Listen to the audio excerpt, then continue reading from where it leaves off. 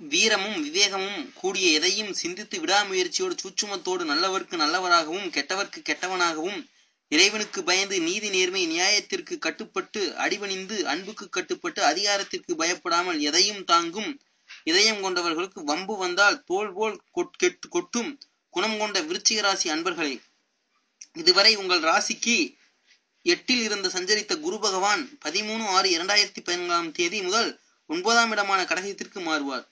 குரு பகவான் 2, 5, 7, 9, 11 இடங்கள் யோகமான இடங்கள் ஆகும். அகப்பட்டவனுக்கு அட்டமச்சனை ஓடிப்போனவனுக்கு 9ல் குரு என்பார்கள். இதன் பொருள் என்னவென்றால், ஒரே இடத்தில் இருவர் திருட்டு போனார்கள். அவர்கள் காவலர்கள் அகப்பட்டு விடுவார்கள். அதில் ஒருவன் அகப்பட்டு விட்டான், இன்னொருவன் தப்பி ஓடிவிட்டான். அதனால் தான் அகப்பட்டவனுக்கு 8ல் குரு அல்லது சனி, அந்த இடம் அஷ்டமத்தானம் என்பார்கள். ஓடிப்போனவனுக்கு 9ல் குரு இருந்தால் அவன் தவறு செய்தாலும் தண்டனையிலிருந்து தப்பி விடுவான். ஆனால் 9ஆம் இடத்தில் குரு இருக்கிறார் என்பதால் தெரிந்ததே தவறு செய்வது தவறு. எனவே பாகிஸ்தானத்தில் உள்ள குரு பகவான் தன் சுய பலனை செய்வார். கடந்த காலத்தில் மிதுனத்தில் இருந்த குரு 7.5 சனி எல்லாம் சேர்ந்து ஆட்டி படைத்து வைத்தது. ஒவ்வொருவரும் வெவ்வேறு விதமான கஷ்டத்தையும் வேதனையும் சந்தித்தார்கள். பொருளாதாரம், தொழில் முடக்கம் அல்லது நோய் வழக்கு, பிள்ளைகளின் கல்வி, இடமாற்றம் போன்ற ஏதாவது ஒரு வகையில் ஆட்பட்டார்கள் என்பது உண்மை. ஆனால் சோதனையில் நேரத்தில் இறைவன் கை கொடுப்பார் என்பது உண்மை. 9ஆம் குரு கடகத்தில் உச்சம் பெற்று தனது ராசி விருச்சிகத்தை 5ல் பார்வையிடுகிறார்.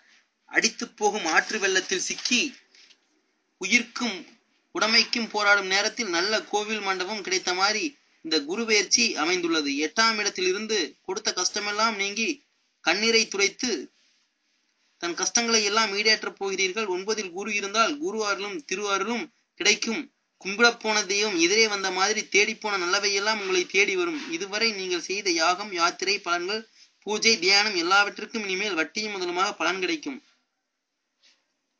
5ஆம் பார்வையாக உங்கள் ராசியையும், 7ஆம் பார்வையாக 3ஆம் இடம் மகரத்தையும், 9ஆம் பார்வையாக 5ஆம் இடம் மீனத்தையும் பார்க்கிறார். ஜென்ம ராசியை பார்ப்பதால் உங்கள் செல்வாக்கு உயரும், மதிப்பு, மரியாதை, கௌரவம் உயரும். உங்களை பார்த்து அவ்வளவுதான் ஆட்டம் முடிந்தது என்று இனி எழுந்திருக்க முடியாது என்று எடை போட்டவர்கள், ஏளனமாக பேசியவர்களும் எப்படியோ தப்பி விடுவார் என்று ஆச்சரியமூட்டும் வகையில் உங்கள் முன்னேற்றம் வளர்ச்சியோகமும் உண்டாகும்.